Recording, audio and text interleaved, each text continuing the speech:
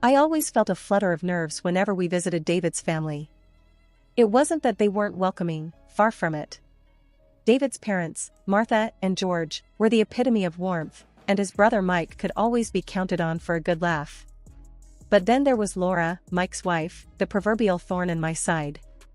As David and I drove to his parents' house for the usual Sunday dinner, I couldn't help but voice my concerns. "David, are you sure it's okay that I come along today? I don't want to create any tension, especially with Laura around."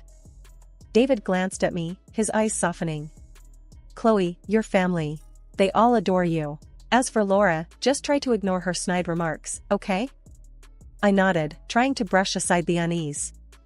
David parked the car, and we made our way to the front door, greeted by the familiar, comforting aroma of roast beef and homemade apple pie. As we entered, Martha's face lit up. "Chloe, David, you're here. Come in, come in." George followed suit, his hearty laugh filling the room as he enveloped us in bear hugs. "How's my favorite daughter-in-law and soon-to-be lawyer?" Before I could reply, Mike bounded over, his usual playful self. "Hey, sis, ready for another round of family madness?" I laughed, the tension easing a bit. Wouldn't miss it for the world. Then, from the living room, Laura's voice cut through the air, tinged with her typical mix of indifference and sarcasm. "Oh, look, the happy couple finally graces us with their presence." I forced a smile, meeting her gaze. "Hi, Laura, good to see you too." Dinner was served, and the conversation flowed easily at first, everyone catching up on the week's events. Laura, however, seemed to be in a particularly prickly mood. "So, Chloe, still trying to play house with David?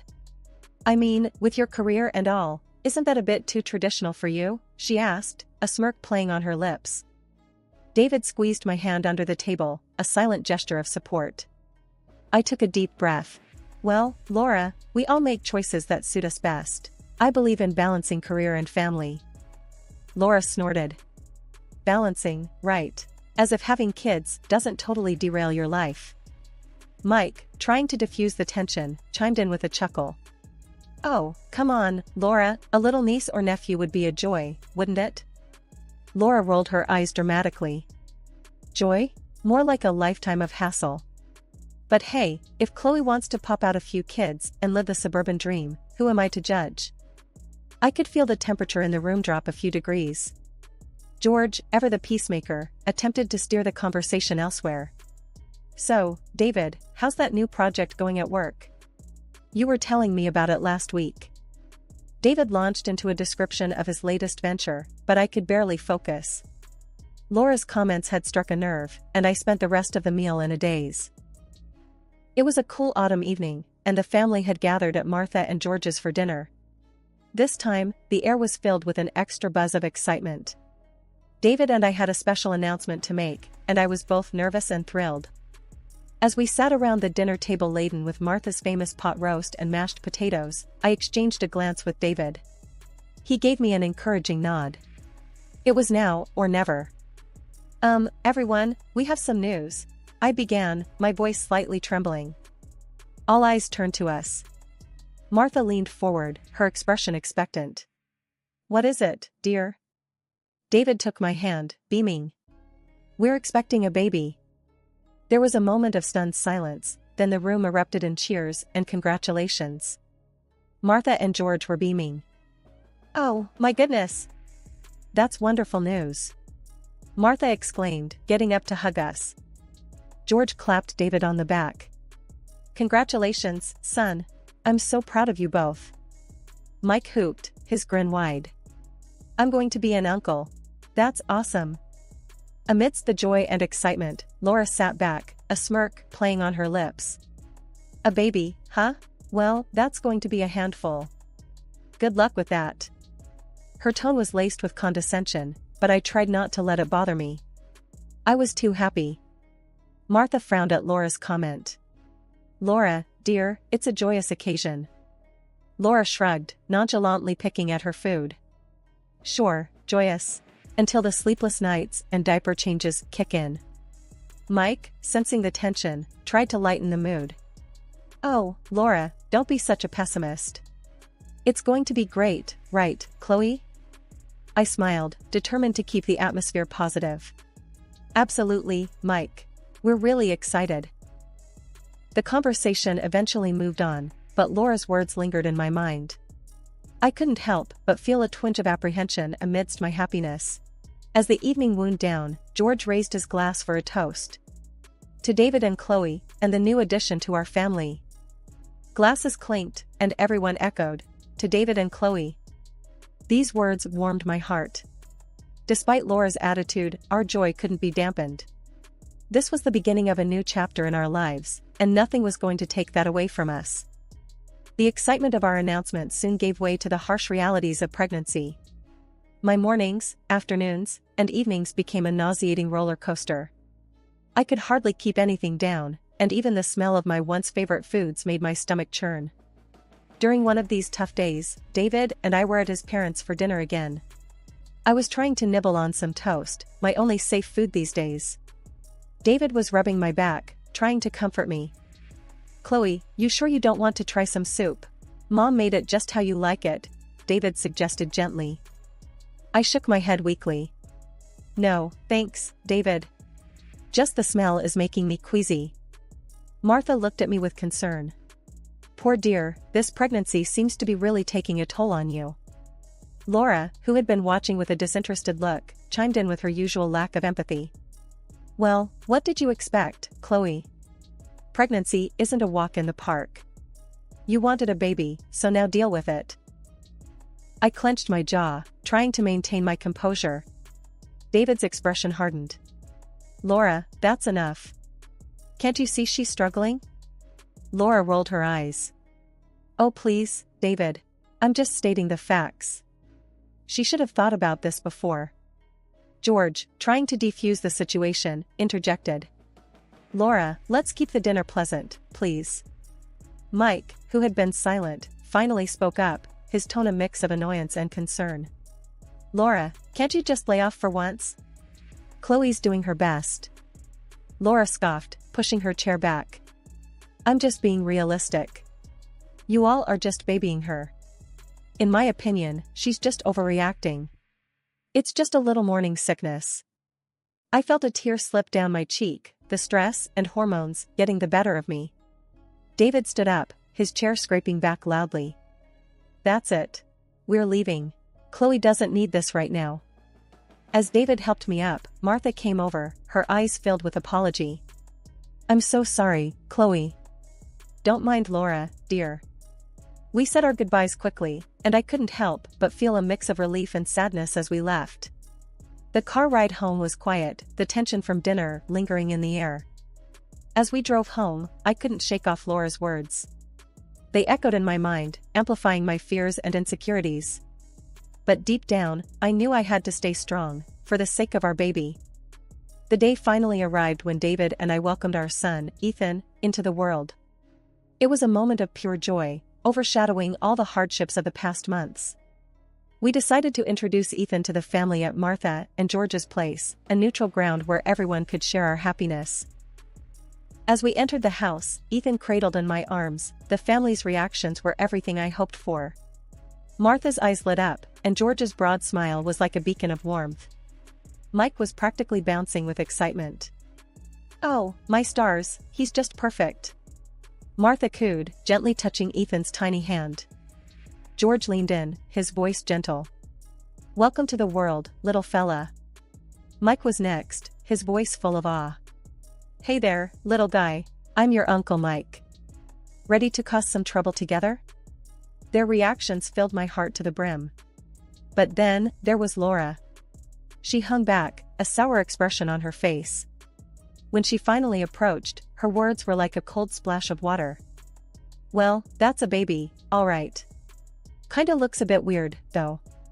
All red and wrinkly. The room went silent. Martha's face turned into a frown, and George's eyes narrowed. David's arm instinctively tightened around me. Excuse me? Martha said, her tone icy.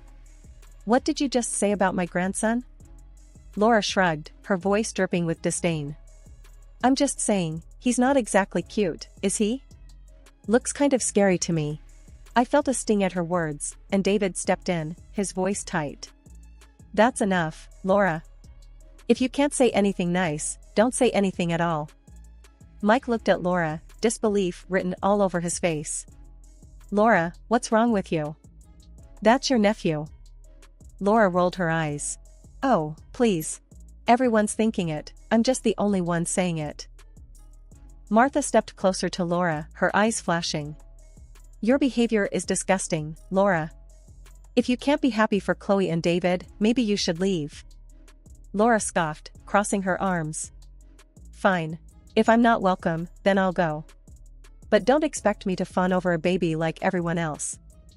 With that, she stormed out of the house, leaving a trail of shock and discomfort behind her. The joyous atmosphere had been tainted, and I couldn't help but feel a pang of sadness. A few months had passed since Ethan's introduction to the family, and things had been relatively calm. David and I were adjusting to parenthood, albeit with the usual sleepless nights and endless diaper changes. That sense of normalcy was shattered one afternoon when Laura unexpectedly showed up at our doorstep. I opened the door to find her standing there, an odd, frantic look in her eyes. Laura, what are you doing here? I asked, surprised. Chloe, I need a favor, a big one. She blurted out, her voice tinged with desperation. I was wary but curious. Okay, what is it? She took a deep breath, her eyes darting around. I need to borrow Ethan. Just for a little while. I stared at her, dumbfounded. Borrow Ethan? What on earth for? She began pacing, speaking rapidly. It's my grandmother, see? She's old, doesn't have much time left. She told me she's leaving most of her estate to the first grandchild who has a baby. I thought maybe I could pass Ethan off as mine. I couldn't believe what I was hearing. You want to pretend my son is yours? Are you insane? Laura stopped pacing, turning to face me. It's just for a day, Chloe. My grandmother's not all there anymore. She won't know the difference. Anger bubbled up inside me. You want to deceive your dying grandmother with my child? That's sick, Laura. She clenched her fists, her voice rising. You don't understand, Chloe. This could change my life. It's a lot of money we're talking about. I shook my head, disbelief and anger mingling. I don't care how much money it is. I'm not going to help you lie, especially not with my baby. Laura's face contorted with frustration. You're being selfish, Chloe. You have no idea what I'm going through. I stood my ground, my voice firm. And you have no idea what being a mother means. The answer is no, Laura. Now, I think you should leave. She glared at me, her body tense. You're going to regret this, Chloe. You just wait and see. With that, Laura stormed off, leaving me standing there, shocked and shaking. I closed the door slowly, my mind racing. The audacity of her request was beyond comprehension. I knew then that Laura was capable of going to extreme lengths for her own benefit, and that realization chilled me to the bone. I called David immediately, recounting the bizarre encounter. He was just as shocked and angry as I was. She's lost it, Chloe. Just stay away from her, okay? I don't want her anywhere near you or Ethan. I nodded, even though he couldn't see me. I will. It's too much. After hanging up, I went to check on Ethan, sleeping peacefully in his crib, blissfully unaware of the insanity of the world around him. I promised myself then and there that I would protect him from any harm, no matter what. Laura's bizarre request had opened my eyes to the lengths she would go to, and I knew I had to be vigilant. It was a sunny Tuesday afternoon, and Ethan was taking his nap in his nursery upstairs. I was in the kitchen, trying to catch up on some chores, when the doorbell rang. It was a courier with a delivery of baby supplies I had ordered online. The exchange took less than a minute. But when I returned inside and headed upstairs to check on Ethan, my heart dropped to my stomach. The crib was empty. Ethan was gone. Panic surged through me. Ethan! Ethan! I called out, my voice trembling as I frantically searched the room. There was no response, no sign of him anywhere. My mind raced with horrifying possibilities. I grabbed my phone, my hands shaking, and dialed David's number. David, Ethan's gone. He's not in his crib, he's not anywhere. I cried out as soon as he answered. What? What do you mean gone? Are you sure he's not somewhere in the house? David's voice was laced with panic. I've looked everywhere. He's not here, David. Someone took him. I was on the verge of hysteria. David's voice was firm, trying to stay calm for both of us. Okay, Chloe, call the police right now. I'm leaving the office, I'll be there as soon as I can. I hung up and dialed 911, my voice breaking as I explained the situation to the operator. Within minutes, police cars arrived, their sirens piercing the quiet neighborhood. As the officers began their investigation, David rushed in, his face pale with fear. Chloe, tell me everything. What happened? I recounted the events, from the courier's visit to the chilling discovery of Ethan's empty crib. As I spoke, a horrible thought struck me. Laura, she threatened me, after I refused to let her take Ethan. David's face hardened. I'll kill her if she's done anything to him. The police overheard and immediately took note. We need to know everything about this Laura. Address, description, everything, one of the officers said. As we provided Laura's details, Martha and George arrived, faces etched with worry. Martha embraced me, her own tears mingling with mine. Just then, Mike burst through the door, his eyes wild with worry. What's going on? I heard Ethan's missing. Before we could answer, his phone rang. He glanced at the caller ID and his face went white. It's Laura. He answered, his voice shaking. Laura, where are you? Do you know anything about Ethan? The room fell silent, everyone's eyes on Mike. He listened for a moment, his expression turning from worry to shock and then to anger. You did what? Laura, how could you? He hung up, his body trembling with rage. She took him. She's at her grandmother's, trying to pass Ethan off as her own. The police officer sprang into action, coordinating with their team to track Laura down. David held me close, his body rigid with anger and fear. David, Mike, and I were in a state of high alert as we drove to Laura's grandmother's house. The tension in the car was palpable, each of us lost in our own turmoil of anger and worry. As we approached the house, my heart pounded against my chest, a mix of fear and desperate hope. Mike was on his phone, coordinating with the police. They're on their way. We just need to keep her there until they arrive. We pulled up to the house, and without a second thought, we rushed inside. The scene that greeted us was surreal. Laura was there, holding Ethan in her arms, cooing at him as if he were her own. Her grandmother, a frail, confused-looking woman, was watching them with a faint smile. The moment Laura saw us, her face went white. What are you doing here? She stammered, clutching Ethan closer. Give me my son, Laura. I shouted, my voice filled with a mixture of rage and relief at seeing Ethan. David was right beside me, his eyes fixed on Ethan. You're done, Laura. The police are on their way. Laura's grandmother looked around, confusion written all over her face. What's going on? Laura, who are these people? Before Laura could respond, Mike stepped forward, his voice filled with disgust. These are Ethan's real parents, Grandma. Laura took him, pretending he was hers. The old woman's eyes widened in shock. What? Laura, is this true? Laura's facade finally crumbled. Tears started streaming down her face. I just wanted the inheritance, Grandma. I didn't think it would go this far.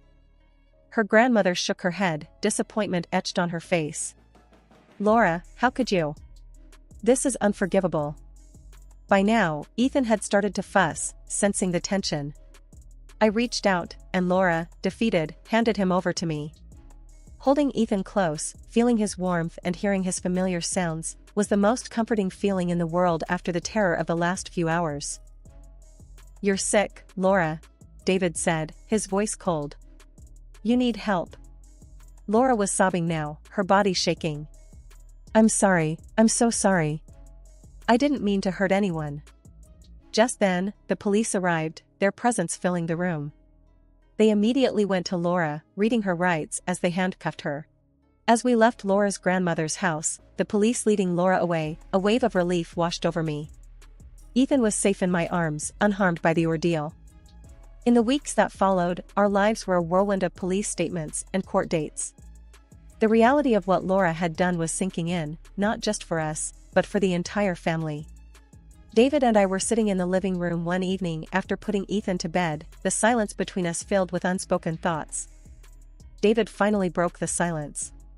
"Chloe, I can't believe she's actually going to jail for this." I nodded, still processing everything. "I know. It's just, I feel so betrayed, David. She was family." David reached for my hand, giving it a reassuring squeeze. "She crossed a line, Chloe.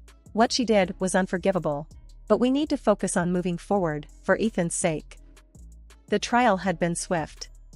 Laura's actions were indefensible, and she was sentenced to several years in prison for kidnapping. Mike had filed for divorce, a decision that had shaken him deeply. A few days later, we were at Martha and George's house. The family had gathered, a sense of somber unity in the air. Martha was the first to speak as we all sat in the living room. "I just can't believe she would do something like this. To her own family," she said, her voice heavy with sadness.